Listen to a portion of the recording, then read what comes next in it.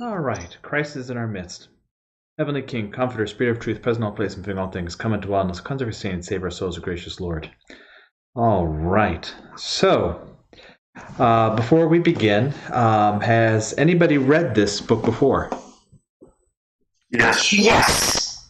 Okay. So without spoiling anything, because obviously we're going to go chapter by chapter, what was moving about it to you, and why are you excited for us to study this book? He was a phenomenal man as a priest who anybody should want to emulate him. I mean, I'd say he's almost a modern day saint.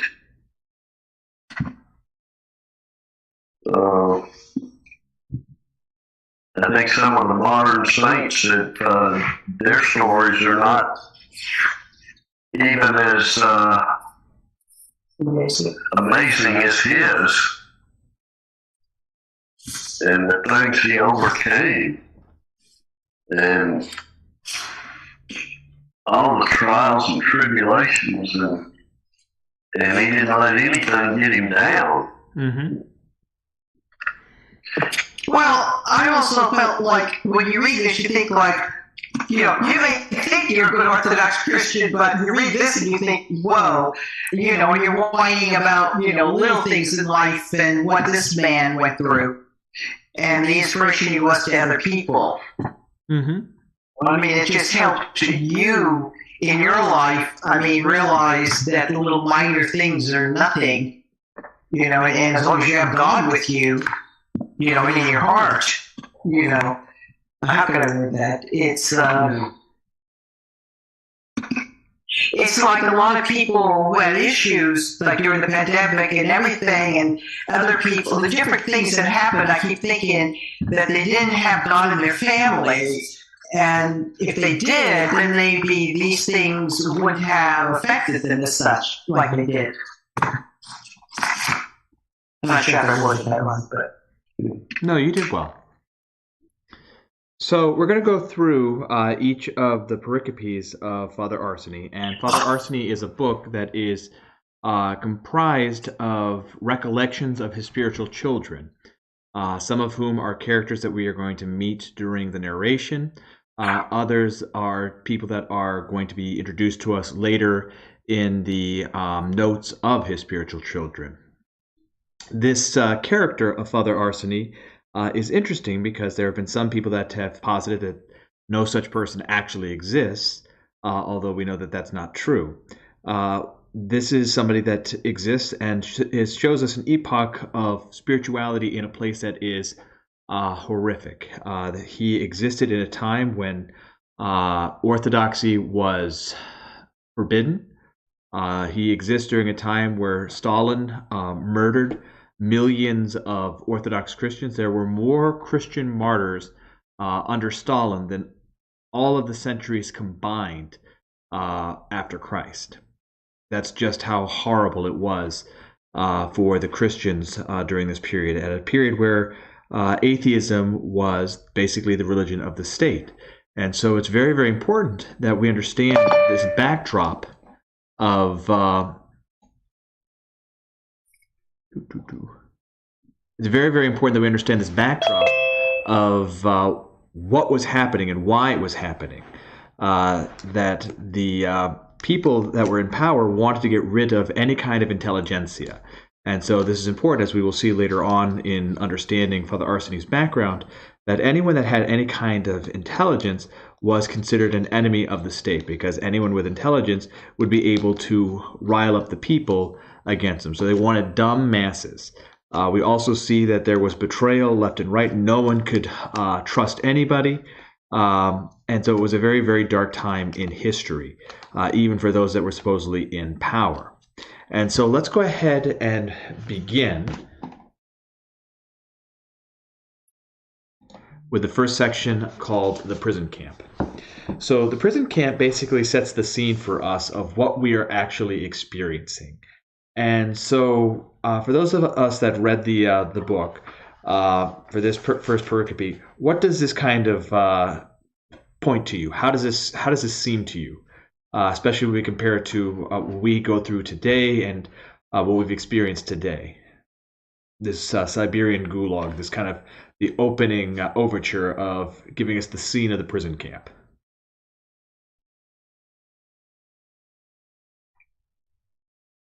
Hopelessness. Mm-hmm.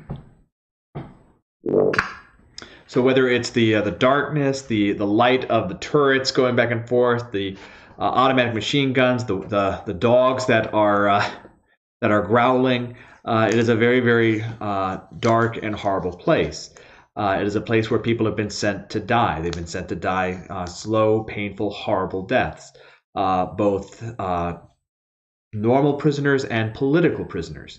And political prisoners are, of course, the mainstay here, because anyone that was considered an enemy could be sent to one of these camps to quietly get rid of them. And once you were sent to one of these camps, essentially your name was erased. You didn't exist anymore. It was anticipated that you were going to die, that you would not last very long.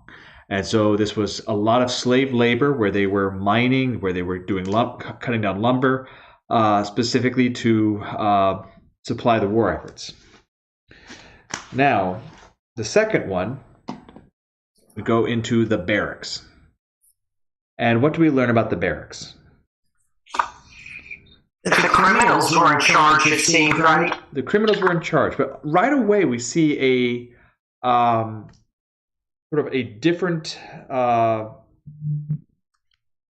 understanding here. There's a prisoner here that is with Father Arseny. And what is Father Arseny doing in this first introduction to him? How are we introduced to Father Arseny? What is he doing? He's cleaning barracks and keeping the fires going so that everybody else will survive. Correct. And we see even here, because as we'll learn later on, that Father Arseny, obviously, even before this, was a very spiritual, very holy man. But we see a development in Father Arseny. What is his stress? What is his worry? What is the conflict that he is dealing with right here as he is cleaning up the barracks in this first chapter? What's his task? What's his job? Well, he's trying to split wood without an axe. Mm-hmm. As he's doing, it seems impossible to split wood with just a piece of wood. But he constantly is saying the Jesus prayer and everything constantly. So basically, he's taking a metal wedge, putting it against the piece of wood, and then taking another piece of wood and then slamming it against it to try to split the wood, because obviously an axe would be considered a very dangerous weapon in there. And of course, as we'll see later, it's not that there's lack of weapons amongst the prisoners, but so he's trying to split wood. Why is he trying to split wood? He needs to put that in the fire, and then he needs kindling in order to do the fire, and that's hard to find. Dry kindling. Correct. So basically, he's dealing with damp logs of wood. They're in the middle of Siberia. The weather is frigid. It's in the negative double digits. His job is to make sure that the barracks are warm when the workers come back from their work. Otherwise, he's going to be beaten. He's used to getting beaten, and he's worried about getting beaten. And so what did he do with this dry kindling? What did he try to do to help himself? Hide it. He hid it. He hid it. So this is where we're seeing a little bit of the development of Father Arseny. He hid the kindling. And what happened to his hidden kindling? Somebody put water all over it. But I don't know if it was other criminals, or do you think the guards did that? It doesn't say. But it basically is showing us the ugliness of the human condition. That, even though it's against everyone's best interest, just to mess with this man, they poured water on the dry kindling. Now, he's in a panic. He's trying to get wood, trying to get kindling, and so he's running around trying to do something. And what happens? Who does he encounter? one of the worst criminals in there. One of the worst criminals in there. And what does that worst criminal do? He actually ended up giving him kindling. He ended up giving him kindling. And how did Father Arseny know that he could trust him? Because he probably thought, Father Arseny thought, this man is going to blackmail me, he's going to hurt me. What gave Father Arseny pause to say, you know what? I think I can trust this man. He called him father instead of his... instead of calling him Pops. Yeah. So he called him Father Arseny and gave him the wood. And then what did Father Arseny do as he was cleaning up and as he had the extra kindling? A thought occurred to him to hide it again, but what did he end up doing? Just laid it right by the fire. He laid it right by the fire. What was this showing us his development as a person? Because this is early in his time at the Gulag. That he was going to let God take care of things? Exactly. He was going to let God take care of things. That he was going to learn to trust in God and not try to circumnavigate the ugliness of man. There's a lot of ugliness in there. And so what else is he doing as we're being introduced to Father Arseny in these barracks? What is he doing aside from just cleaning? Well, he's praying constantly, nonstop. He's praying constantly. But who else is in there with him right now? In the barracks. Well, Graybeard? Hmm? Graybeard? Graybeard, yes. And who else? Well, the sick prisoners that were so bad they can barely move. They're about ready to die. Exactly. And he's taking care of them. And what's their response to him taking care of them?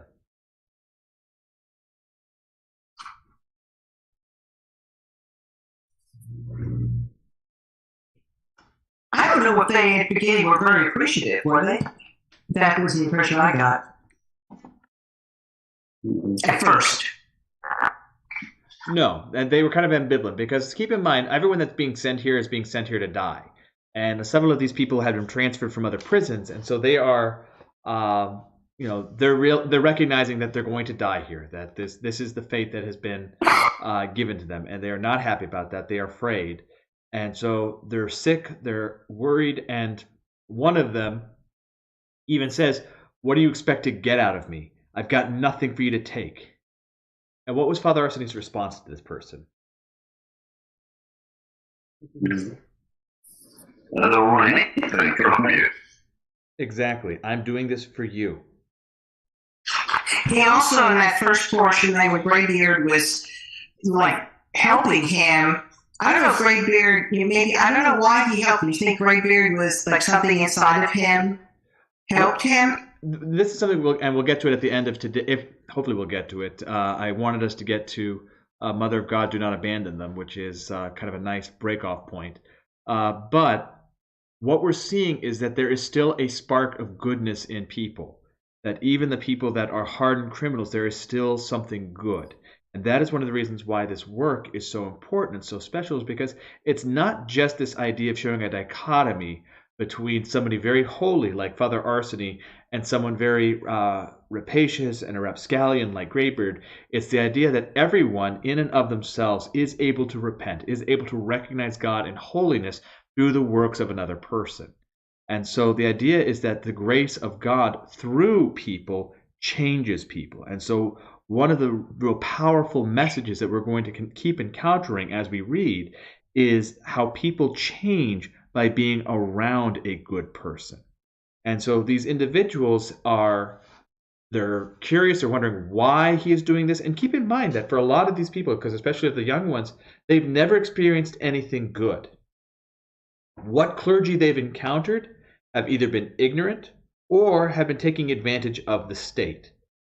So they've seen hypocrisy, and so atheism is the rule. And when there's atheism, there is no hope. There's just the idea that everyone is out for themselves. Everyone is just trying to live their life as best they can and get as much out of it as they can. So the idea of doing something for another person just for the sake of doing it for the other person seems strange to them. They don't recognize this kind of goodness. And so many of the people will say, I don't believe in God.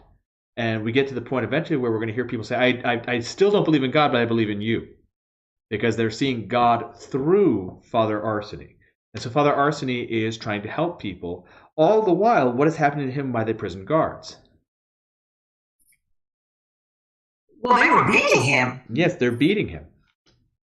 And the individuals in the tent there, the patients, are wondering, why are you even bothering? They're just beating you.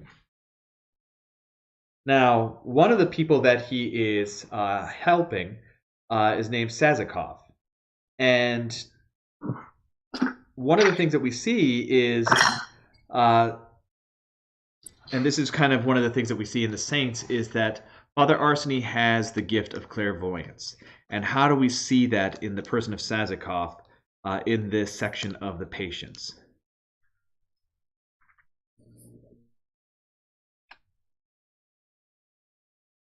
Sazakov is mocking Father Arseny for praying. You know, what's good is your praying going to do for you?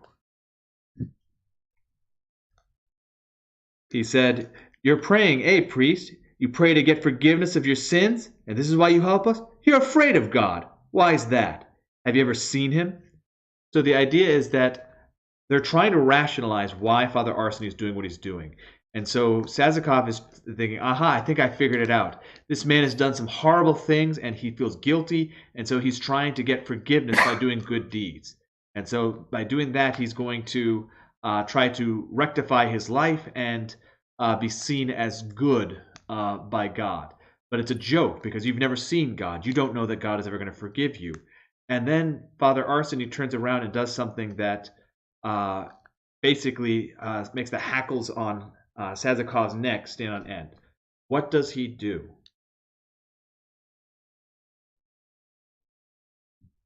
It's a very powerful moment. It's a changing moment. And Sazakov's reaction is very telling of what happens when we encounter holiness.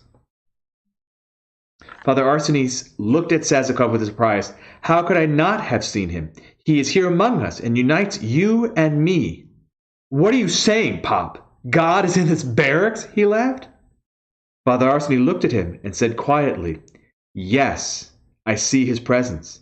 I see that your soul is black with sin, but there is room in it for light. Light will come to you, Sazakov. Light and your saint. Saint Seraphim of Sarov will not abandon you. Sazakov's face distorted. He trembled and whispered with hatred, I'll kill you, silly priest. I'll kill you. I don't know how you know things. I hate the way you think. Now, why this reaction? Why is Sazakov so upset?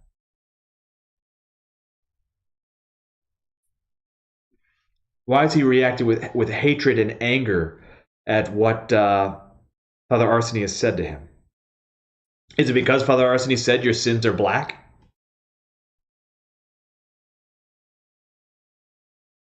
Because maybe he was upset.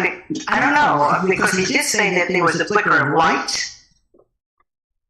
He knows. Does he not understand? He's upset because Father Arseny knows his baptismal name. Oh, I didn't get that. Yeah. Yes, you're right. But you want to say something? I didn't get that. I was wondering. Yes. And Saint Seraphim of Sarov is a very important saint. He is the saint that basically told us that our primary care should be the acquisition of the Holy Spirit, to acquire the fruits of virtue. And of course, we're going to see as Sazakov develops that he will develop these things. But he is reacting in anger. Why is he reacting in anger? At the fact that his sins have been revealed to him, that who he is as a person has been revealed. He's completely naked in the sight of Father Arseny. And that reaction of anger is a natural one where you feel exposed, you feel humiliated. But more than that, it's the evil that is in Sazakov, the demons that are and have been ruling his life are pressuring him, saying, this is bad. You're in front of somebody that can get rid of us, that can get rid of the evil in us. Now, it could have very easily gone a different way, but we're going to see Sazakov begins to soften because he is seeing the reality of God in Father Arseny. And more importantly, the idea that the saints are real as well.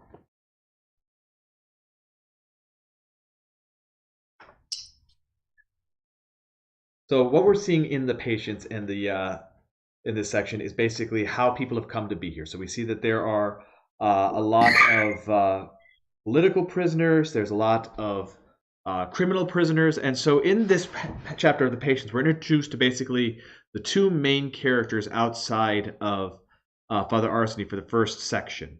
And they are Sazakov and Asenkov. Now, who is Asenkov? He's the political prisoner, right? He's a political prisoner. Now, what makes him even more of an interesting prisoner regarding Father Arseny? There's a connection there. So he was a commissary at one time. But he's the one who sentenced him. Yeah. Yeah, he's the reason. He's the reason Father Arseny is there. Yes, but I think it was first they sentenced him to death, and then he supposedly commuted the sentence, which sounds like it's a worse sentence, to be sent to the gulag. Correct. Yeah. And Father Arseny is, as he's talking to Asenkov is recognizing that this man is, he's good, he's just, and he likes him. And then he's confused when Father Arseny recognizes him. And Father Arseny tells him all these things, that you're the one that sentenced me. Now, what do we notice about Asenkov? What's changed in him? Because we're seeing kind of a dichotomy here between Sazakov and Asenkov. Now, Asenkov, he probably killed, and was responsible for killing probably hundreds of thousands of people. I mean, that's the extent of the depravity of what he has done as somebody that was signing people's death warrants, essentially sending them here or sending them to firing squads. But what is he doing now? How is Asenkov behaving in the camp?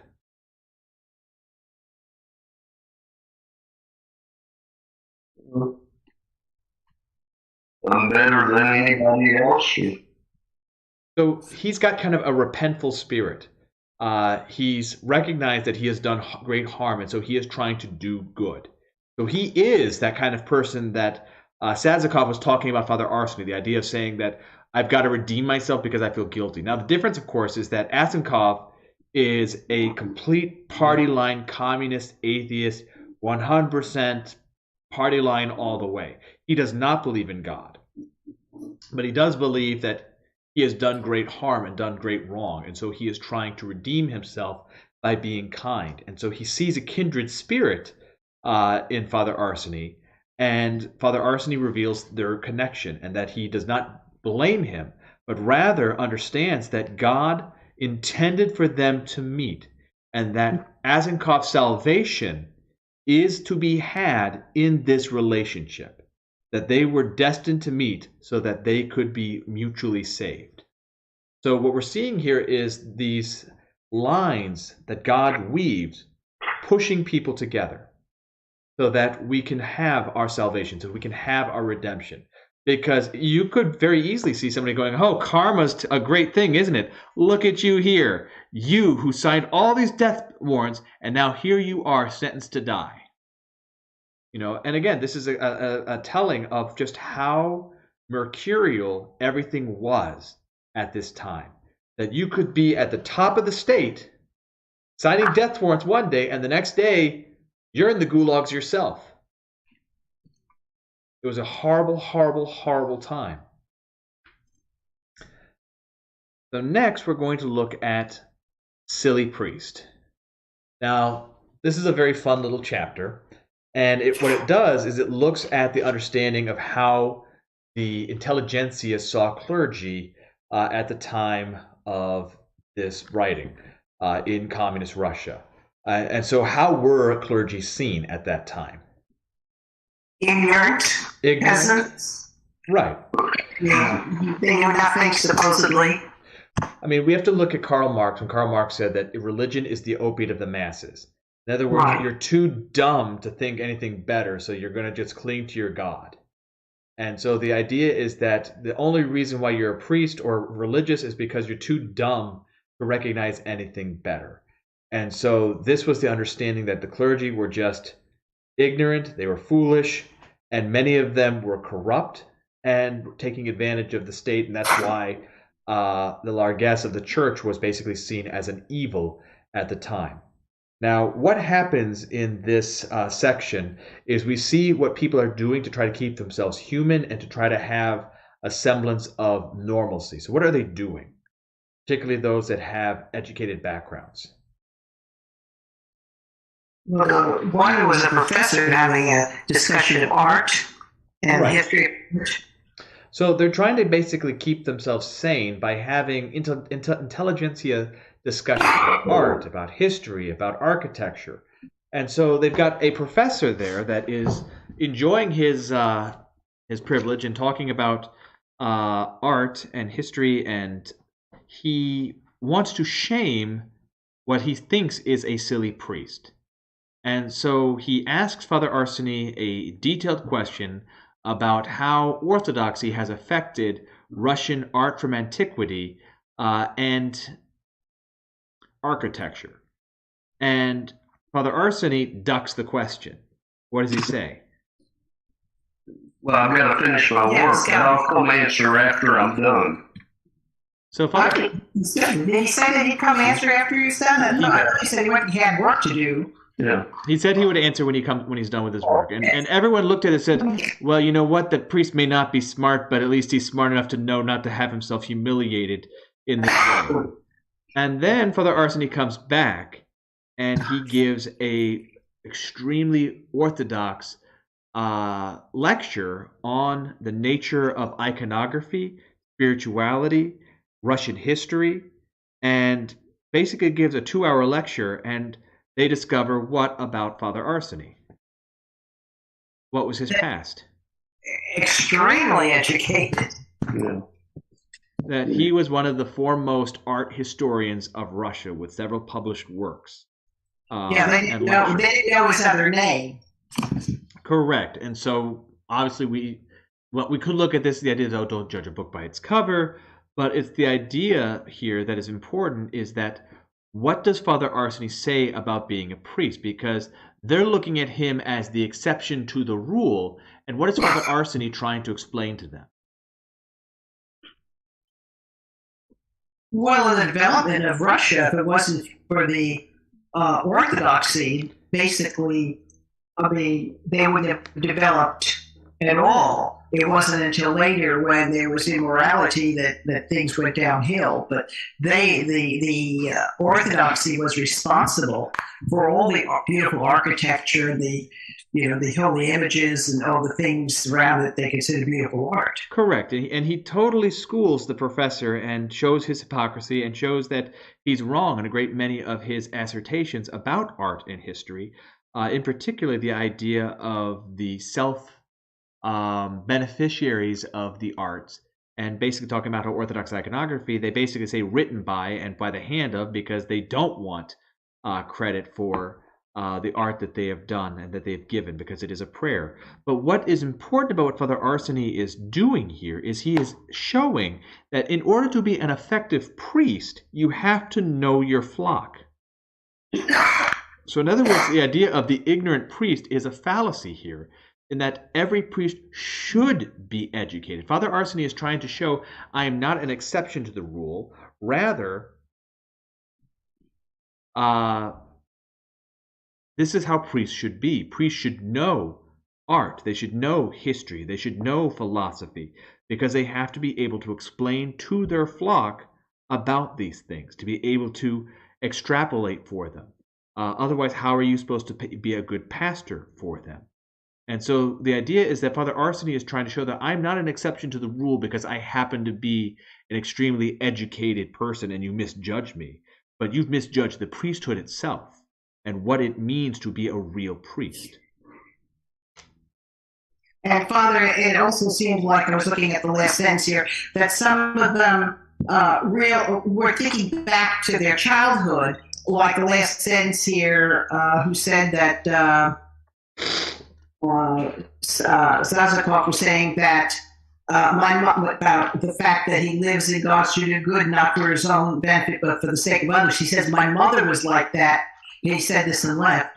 But I think this is not the first time, but then, they start to think back to their childhood and remember that maybe their mother brought them to church or something, and it brings, it's bringing them forward, that they were introduced, but it was totally forgotten and left.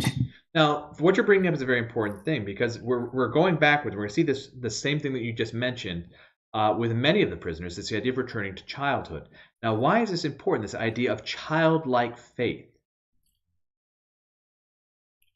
Christ says that unless you have the faith as a little child, you will not enter the kingdom of heaven, which means that this childlike faith, this rekindling, is that spark that is inside each of these prisoners is being reunited from their youth to this present time.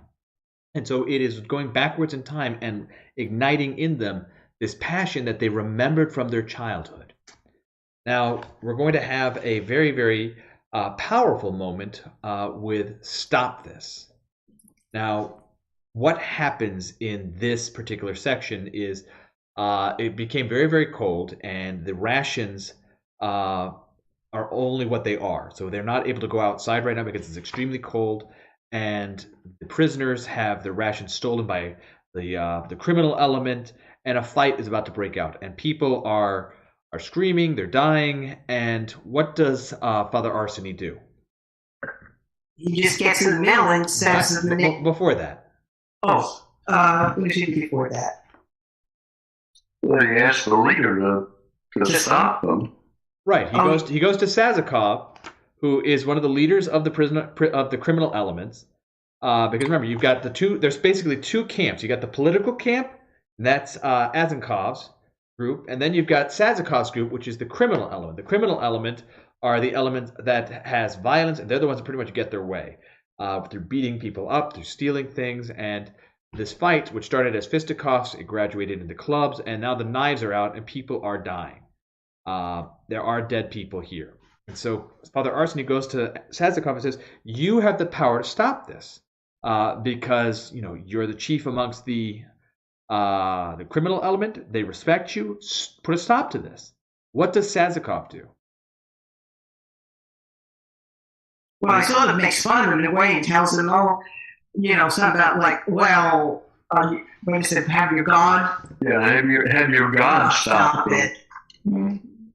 Right, and so it's this idea, and this is very popular amongst the atheistic understanding, is that, you have faith in God, God will protect you, right? And so it's this idea of like, you're so stupid that you believe in God. Why don't you have your God stop this? Basically trying to school the priest to say, this is the reality of life. You can't stop this. You can't understand this, but this is what it is. You have to understand that people are going to kill each other. People are going to have survival of the fittest, and your God doesn't care. So what does Father Arseny do? He goes right in the middle of the fighting and says, you will obey me and you will stop this. And what happened? They stopped. They stopped. And what did he do? He started praying. He started praying. He went off to the side and started praying while everyone was moving the dead bodies and tending to the wounded. And what did Sazakov make of this moment? What happened? This is a very important moment for Sazakov.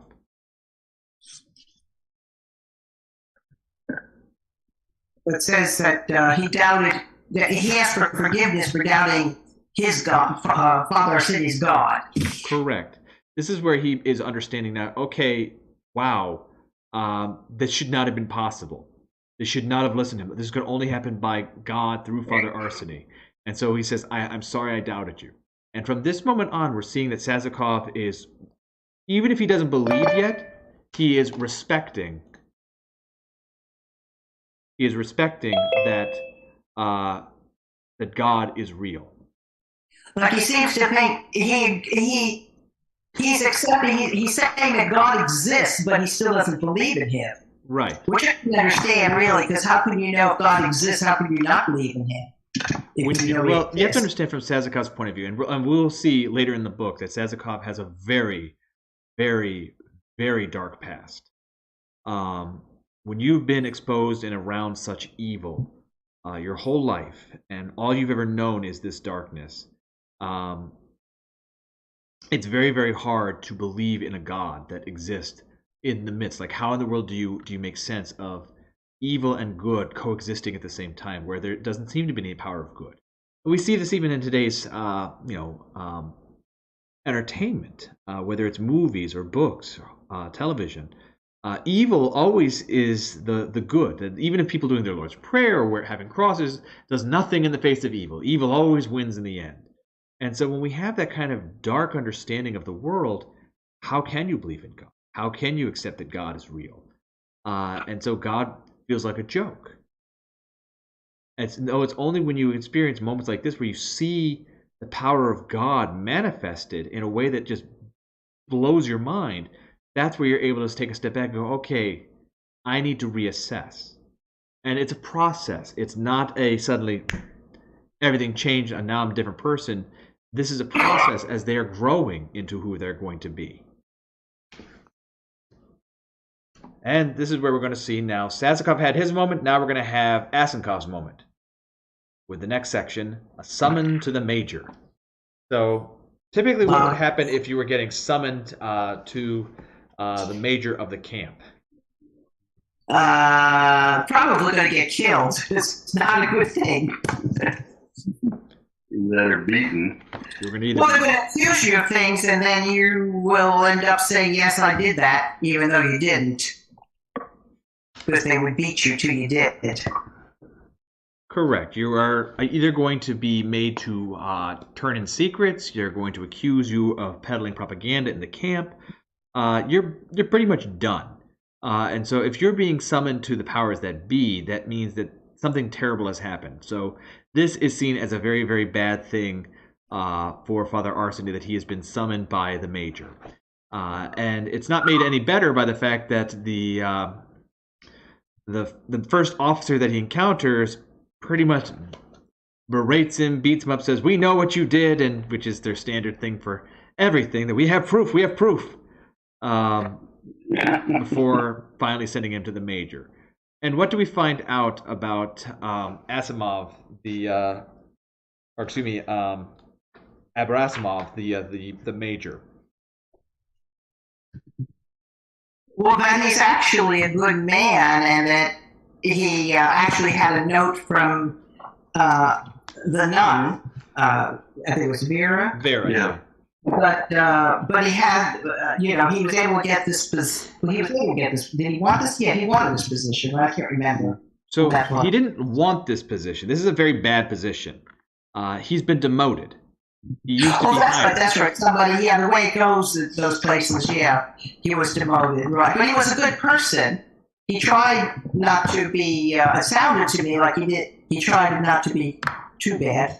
He was trying to be a human being in a world where being a human being can get you killed. Now, why is he willing to put his neck on the line for Vera? Vera saved his wife's life. It wasn't just his wife's life. It was his child.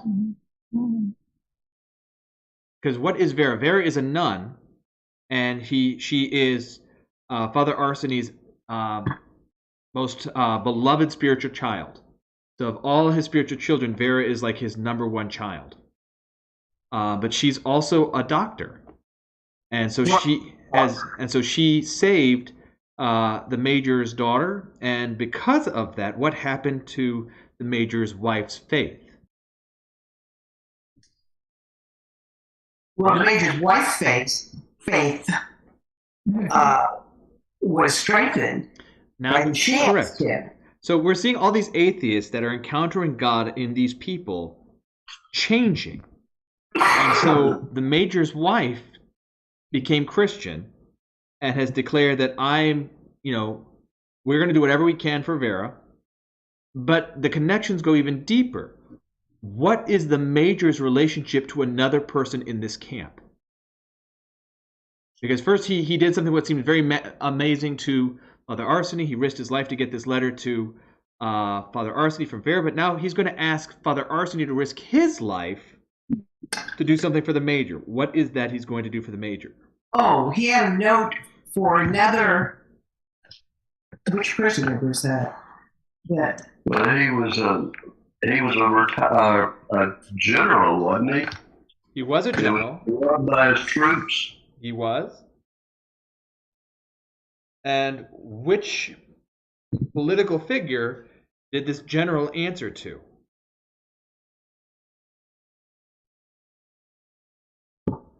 Avsenkov. Oh. So the leader of the political prisoners, the one that had signed Father Arseny's death warrant, basically, is a dear friend of the major. And so the major wants Father Arseny to bring a note to him from his wife. Right. Which is very dangerous. Correct. What with any of those notes? And to basically give him hope, to say there are still people in Stalin's court that are trying to get you out, but in the meantime, it's really, really bad, because what other person is in the camp that is a big, big problem?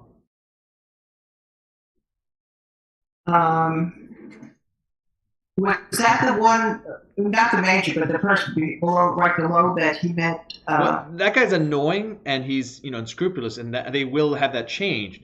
But there's another prisoner other than Sazakov, who's another leader amongst the criminal element, who is just sadistic. You know what? Remember his name? Ivan the Brown. Oh, that's right. And so yes. Ivan the Brown is one of the more nefarious criminal elements who has no problems killing people. And so they are trying to, the outside political elements are trying to basically pay off Ivan the Brown to murder Avsenkov, so that he doesn't get out of prison and return to his power under Stalin's government. So there's all this political intrigue now going on, and the major is tasking this on Father Arseny to basically bring this message of potential hope. Not really hope, because the major is basically saying also, I can't do anything. All these eyes are on me, and people fear me, and they think I'm a horrible person, but there's really not much I can do. And that's very reminiscent of Schindler from Schindler's List, where he was seen as this evil person out of necessity, even though he was trying to do the right thing in the end. Well, I can't remember, did the note also include like people he should be aware of? Well, I mean, Ivan the Brown being the main one, but yes, that there were other political factors that were trying to basically get rid of him. But it got me too that they said basically to swallow the note. Yes, because if that gets found, you're dead. And so now we're going to see that life goes on. And so all this stuff kind of happened in the first couple of years. So life is going on, and what is actually we're seeing is that Father Arseny is doing what he does, and he's changing people. And so the people around him are being changed. But what is also happening is we're seeing the reality of the camp, and what is happening to the majority of the prisoners around Father Arseny. Getting sick and dying. They're getting sick and they're dying. I mean, let's not kid ourselves. This camp is a place for people to die. And we're going to see that very powerfully in the next section. So all these people are coming in. People are dying left and right. And so Father Arseny is now going to get himself in trouble in a very, very dramatic way in this pericope where 2 or 3 are gathered in my name. And this is where we get introduced to the third main character. So now we're going to have a third dynamic. So we've got the criminal element in Sazakov. We've got the political element in Avsenkov. And now we're going to have the student element in Alexei. So Alexei is a young kid. He's in his 20s. And what happens to him? Well, he stupidly gets in a card game with Ivan the Brown. He gets in a card game with Ivan the Brown because he came fresh from another prison. He's got brand new clothes. And Ivan the Brown basically says, "You're going to blame me for we're gonna gamble for your clothes," which bad idea. And did Alexei understand what was happening? No, Of course not. no, he thought it was just, for fun. He thought it was Yeah. just a silly game. And what ends up happening?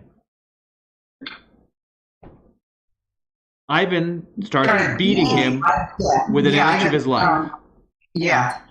having fun with it. And then what happens? He pulls out his knife. He's going to kill Alexei. And what happens? Father Arseny comes in and I don't know how he had the strength, but slapped his arm and the knife dropped from him. Right. It almost looks like a scene out of an action movie. He knocks the knife out of his hand and then shoves Ivan the Brown back, and Ivan the Brown hits his head. Which, of course, should have been a death sentence for Father Arseny, because you do not stand up against the number one criminal in the camp. And so everyone's thinking he's dead. So what ends up happening?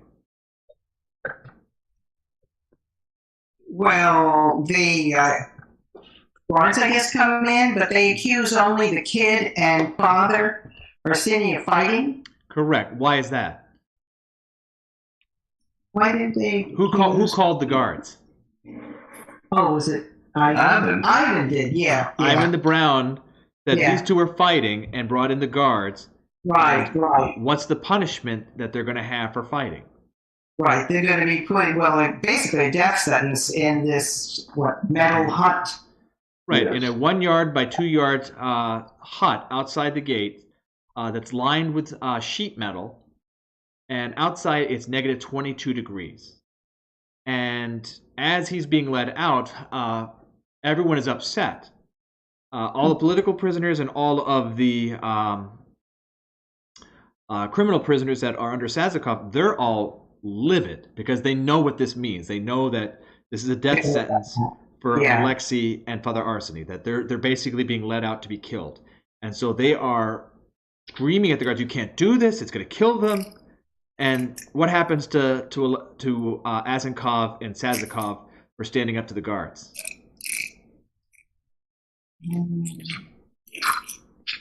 They get beaten up. They get thrown against the wall. And so they're led out. Now, during this, Ivan the Brown hangs his head because he realizes something by basically creating the death sentence of these two men. You're not supposed to attack, what's it called? You're not supposed to rat out or whatever that's called. Right. Basically, ratting somebody out to the guards is like the lowest of the low. And it's bad enough, but now you're essentially killing everyone's favorite person. Like, Father Arseny is almost like the mascot of the barracks. You're killing their favorite person, and it's not just one faction in the barracks; it's multiple factions. So his assessment is, "I'm going to die for this." Yeah. So meanwhile, they're being sent out to the cell, and they're being put in the cell for 48 hours. Now, normally people are put in the cell for 24 hours. And what is the only way to stay alive in that cell? Jumping up and down. Jump up and down for 24 hours. If you stop jumping, you die. You die. Now, the problem is, Alexei has been beaten with an inch of his life. He's not going to be able to jump. Father Arseny is a frail, older gentleman. He's not going to be able to jump. So essentially, this is their death sentence. And as they're put in this cell, and the air is so cold that it's literally sucking the air out of their lungs because it's so cold, Alexei is in a panic. He's going to die. Now, is Alexei Christian? No. I don't think so. No. He was baptized, but his family was, because his grandparents were Christian, but his family, they baptized him out of obligation. We see that a lot in today's society, but they were never religious. He's never really experienced church or God. And so he just thinks we're dead. Meanwhile, Father Arseny starts to pray. And he says something profound to Alexei. what does he say to Alexei that seems to be so profound? 2 or 3 are gathered. Right. That does touch Alexei, and Alexei keeps repeating it too, which is one of the reasons why what is going to happen happens. But he says, finally, we can pray out loud in this camp. Because every other time Father Arseny has been able to pray, it has to be quietly, softly to himself in a corner. Now, for once, he can pray strongly and out loud. And as he's praying, what's happening to Alexei? Because Alexei is acting as the audience for this. He's kind of our stand-in of explaining what's happening. He's staying warm and feeling at peace. The cold starts to finally leave, and he thinks, I'm dying, I'm going insane. And then he notices that the cell has changed. What happened? It seems bigger and seems to be lit. There's light. It seems to be lit, and then suddenly, where does he find himself? Well, eventually he finds himself in church. They're in a church. And what's happening with Father Arseny? Is he wearing his prison outfit anymore? We're wearing vestments. No, he's wearing vestments. And it's the same. And what's interesting is that we're seeing this from the eyes of a person who is not a devout Christian. He's been to church once, and he remembered how the priests were dressed. And so he's saying, oh, he's dressed like those priests were dressed. And then he sees 2 other priests whose faces are shining in light, worshiping with Father Arseny. So there's 2 saintly priests that are worshiping with Father Arseny. And he suddenly realizes that he's not alone. And who comes and talks to him? His mother. His mother. Oh, that's right, that's right. And what does his mother tell him? Alexei says, you believe too? What did his mom tell him? She said, when you were taken, finding God was the only way I didn't lose my mind. And so she now is truly believing. And so with this whole, when 2 or 3 are gathered in my name, it's not just Father Arseny that is praying with Alexei right now. Who else is praying with Alexei? His mother. His mother. Well, I thought the 2 people that were attending Father Arseny were angels. Am I wrong in that assumption? No, they weren't angels. Those were clergy. Clergy, okay. But we're also seeing, and this happens again in the chapter following this, is there also all the people that have asked Father Arseny to pray for them. They're all there too.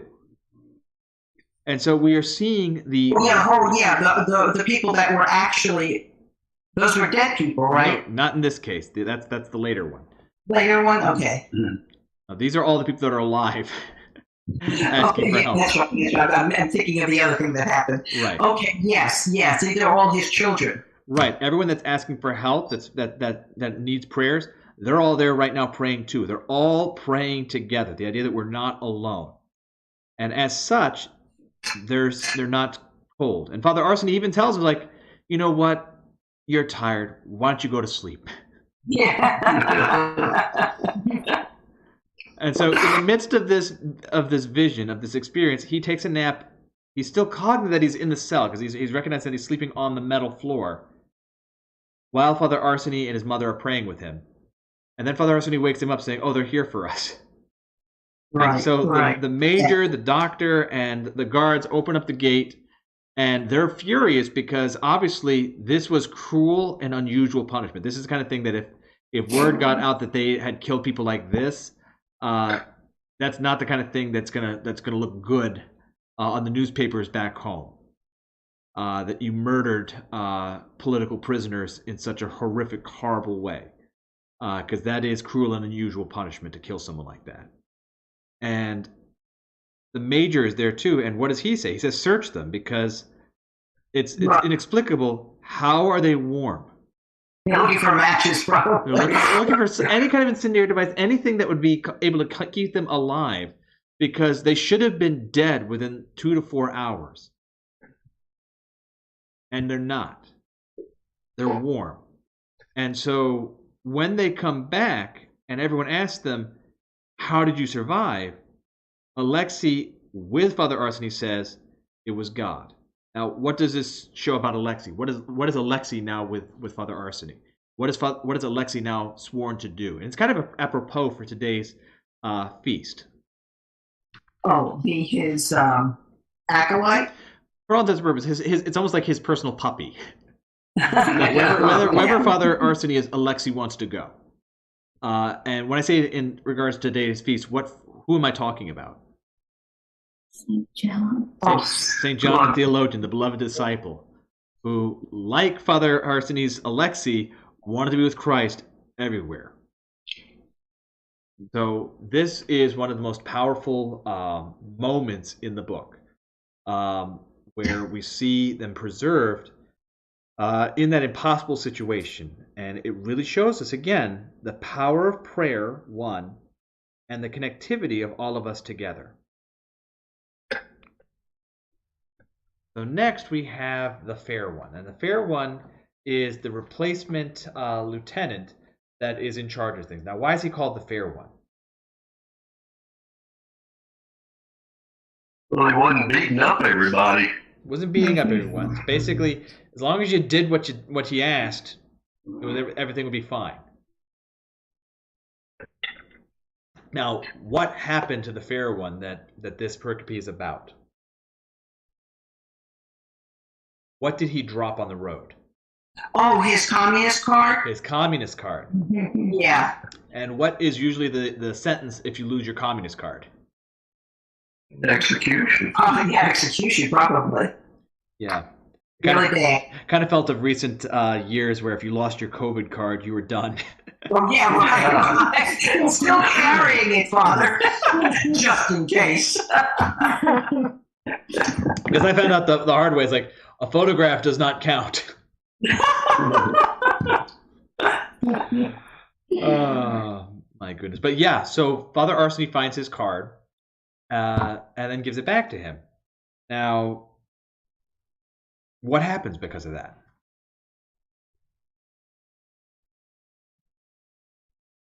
What was the Fair One's response? I'm on my way, said the priest.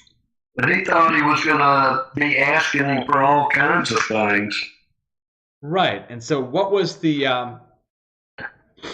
rest of the prisoners, when they're talking about this, what was their expectation of what could happen to Father Arseny as a result of this? Because the Fair One has a certain amount of privilege and power. And what could happen to Father Arseny? Well, Accidents can happen. No. Because if Father Arseny was to ever tell anybody that the Fair One lost his card, this would be, a death sentence for the Fair One. So it would have been very easy for the Fair One to say, okay, I need to get rid of this witness. So speaking of accidents happening, what happened to Ivan the Brown after the incident? A rock supposedly fell on him. All right, a rock fell on him and crushed him to death. And it was rumored that the rock did not fall on its own accord. Had a little help. It had a little help from his friends. We're not, supposed to be exultant in the death of this man, but it does show that in the midst of the miracle that happened, that there was also darkness. That someone thought, oh, they need to take revenge for Alexei and Father Arseny, despite the fact that neither of them would have wanted that. So even though Father Arseny did a good deed, his life is now in jeopardy by the Fair One because he gave him back his card, which is, again, just goes to show just how duplicitous and how horrible it is right now in this situation where you have to be watching your back for everybody, even someone that did something good for you. And so now we're going to get to the last section of today, and I kind of wish I'd included the section right after this as well for today's, because it's such a dichotomy. Mikhail, but we'll start with Mikhail next week. O Mother of God, do not abandon them. So this is a longer section, and it's appropriate that it's going to be our last section for today so that we can give it some breathing room. But what essentially happens in this? This is also a very different section because it switches off of the third person of Father Arseny and goes into the first person of Father Arseny. We're actually getting Father Arseny's perspective on what is happening. So what happens in this section? Well, I think Right? yeah, it was based on Father Arseny's own writing, Mm-hmm. and the author kind of spruced it up a little bit and then asked him to confirm everything that was in there. Mm-hmm. So we pretty much know that, yes, this is exactly what happened. Mm-hmm. And also, I believe he said that not to put that in until after he passed. Yeah.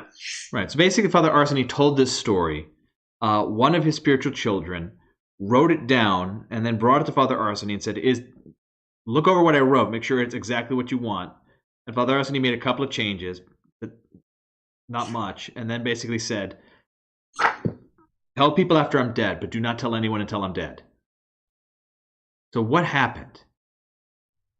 And again, it's kind of appropriate that we talk about this because it's very similar to today's time period. What was going on in the camp? Well, they had a flu epidemic. They had a flu epidemic. And especially during that time period, because we're looking at the 20s, early 30s. What was not everywhere at the time of this epidemic? Penicillin, medicines, vaccines. Vaccines. So basically, the flu at that time was just as much as we look at now with COVID. I mean, it was a death sentence for a lot of people. And if you had a compromised immune system, you were going to die. And so, as it said, Father Arseny's turn. Because with an epidemic like that, it's going to hit everyone. Now, why were they not able to isolate? Because typically when there's an epidemic, you'd want to isolate patients. Why didn't they isolate them? They're all in the barracks. There's no place else to put Too them. many of them. It's not just too many of them, but the idea was that they were pretty much sent there to die. And so the idea was that unless you couldn't work, you were going to work. And even if you were... The temperature, they had to have, 104? 104. Otherwise, go to work. I mean, that was shocking, really. Because, Right. You feel sick yourself. If you had 100 or 101, you're not going to feel good. Can't imagine having to go to work then. So basically, and what was the wonder drug that they were giving them? Aspirin. Everybody gets aspirin. As it any wonder, it didn't help. And they tried a couple of other colloquial things, mustard powder and jam, but obviously none of it was working. Father Arseny was getting worse and worse and worse and worse. In the meantime, Father Arseny is praying and praying and praying, and everyone is in a panic because they're cognizant of the fact that someone very, very special to them is about to die. And so they send word to the hospital. They pull every conceivable string they could pull. Finally, they get the head doctor to respond to them. And what was the doctor's response? What, you think this is a sanatorium? That was awful. It's like, how old is he? And how long has he been here? He's 49. He's been here for 3 or 4 years. Like, what? You expect him to live to 100? Awful. So, because we look at this now as 49, but at that time, it's like, if you live to be 49, it's like, well, you're doing pretty good. Especially now when I look at this and the idea that Father Arseny was an old man, it's like, I'm 40. I'm only 9 years younger than him. But anyway, this is because of the life in the Gulag and because of the extreme asceticism that Father Arseny practiced. But basically, he's been sentenced to die. And he does die. And what happens? It's a very, very interesting event. He sees the light. So he sees the light. He away from his body, and he realizes that he's has passed, and he's looking down at his body, and he does see a light, and he starts seeing? Does he see at this point? I'm trying to remember at this point, as he's walking around and he sees people's souls. Mm-hmm. He sees individuals all over the camp. He sees people that are black as night. He sees people that are lights beyond lights. And what is that teaching him? Well, basically, like you said before, you can't tell a book by its cover that these people that there's good people, and you don't realize it. What it's showing Father Arseny is Father Arseny was he knew what he was doing, and he was cognizant of the miracles happening around him. But at the same time, he was looking only at himself. He was only seeing himself in his struggle, in his journey, in his spirituality, and he was not aware of what was going on around him, the saints that were around him, the people that were struggling around him, and their individual stories. And so he was recognizing his smallness in comparison to the other people. And that's why I'm annoyed with myself that I did not include the story of Mikhail with this, because they're paired together for a reason. So when we open up with Mikhail next week, we'll explain why.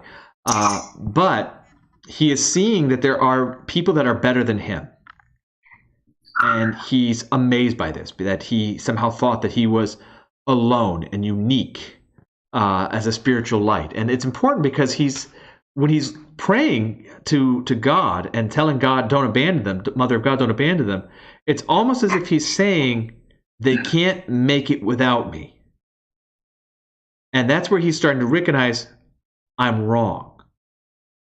That there are people that are better than me.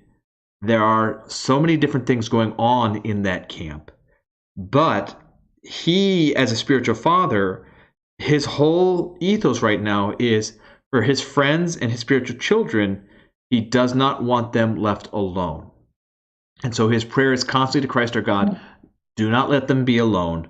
Mother of God, don't abandon them. Mother of God, stay with them. And so where does he go? Where does the light lead him? To his first church. To the church, yeah. The church where he first became a priest. And what icon is in there? God. Mother of God of Vladimir. And so he serves liturgy, and it's interesting because he doesn't just serve liturgy by himself. Who else serves liturgy with him?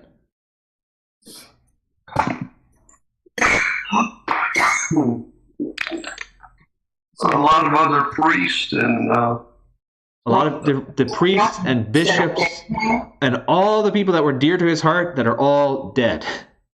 So he's serving liturgy with all of the deceased clergy that he knows, including bishops and his spiritual father. And in the pews, who's in the pews? His children that have passed. All the people that he has touched that have passed. And what are they doing? What are his spiritual children in the pews doing? And it's very important because it's telling us what our loved ones are doing after they're dead. And, yeah, who are they praying for? For him. Not just for him. For their loved ones. They're asking him to pray for their loved ones. They are praying in church, despite the fact that they're dead, for their loved ones. And this is what happens when we die. That we are participating in liturgy. That we are still continuing to love our loved ones. And so Father Arseny is seeing all of these people, all of these saintly people around him, that are still praying, still active, despite the fact that they're dead. And so he is cognizant of their victory, but he's worried about the people back at the camp. And so what does he do? He prays to the Mother of God, don't abandon them, don't abandon them, don't abandon them. And even more than this experience of the liturgy, what miraculous thing happens? Mother of God comes down from the icon in person. She comes down from the icon, and what does she say? But basically, your work's not done. A, your work's not done, and what's most important? I will not leave you. I will not leave you. And what does she do? What physical thing does she do?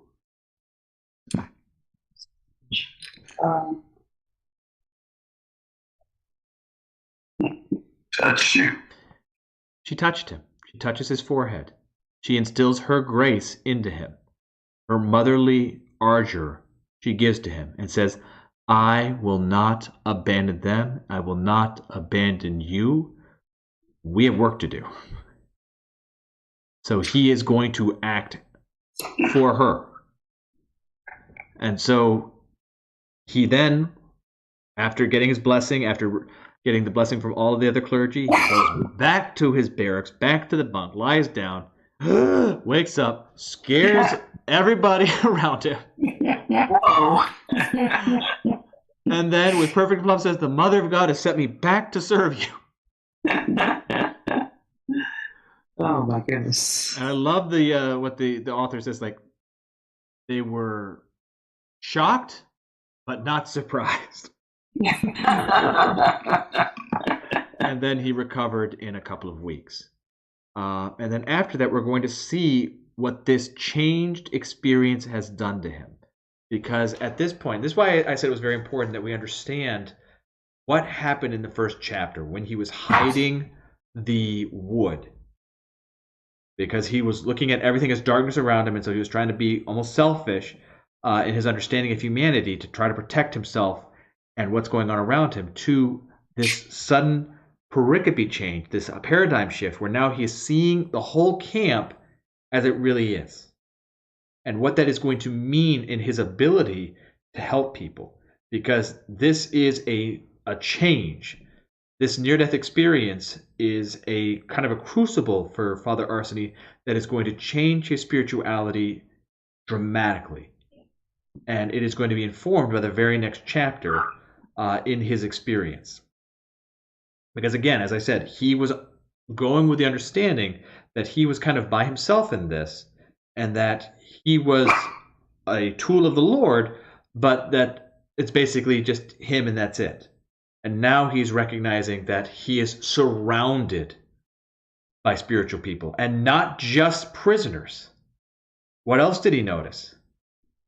It was also guards and officers that also have the spark of God and are trying to live their best life possible, that are trying to be spiritual despite the evil that is going on around them. So he is seeing that it is a multifaceted, complex world that he was not quite aware of. So with our last 15 minutes, let's go ahead and open the floor for questions and comments. Well, I thought it was interesting when he saw everyone's soul. He did see people that were bright, but he also saw people that maybe had a dark soul, but there was a little flame that was there, that just, that little spark that maybe if someone came to help them, it would develop. Yes, he was seeing people that if I could just talk to them, if I could just touch them, that spark could flame up. And unfortunately, he also saw people that their spark has been so doused that there's almost no hope of it coming back. For any of our other students on the call, does anyone else have any comments, thoughts, questions?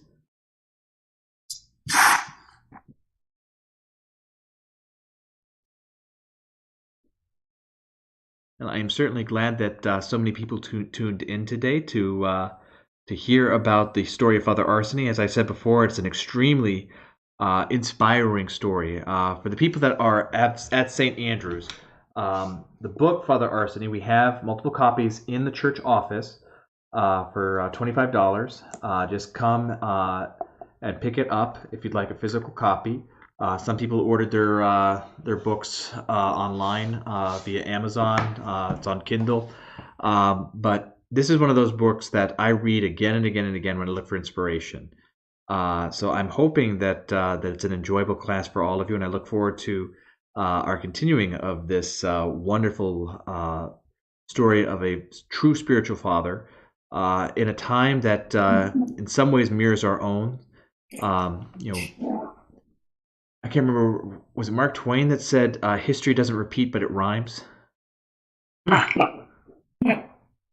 Because there are so many elements of what we are experiencing in today's culture that are echoed in this. And these are warnings sometimes for us as to what can happen if we're not careful. And so we need to understand that one of the things that becomes a bastion against such cruelty and against such horrors is being a genuine Christian. That these people are affected by the person of Father Arseny through his prayers, and not that he is, this exceptionally different person, but the idea that God's grace is found through other people.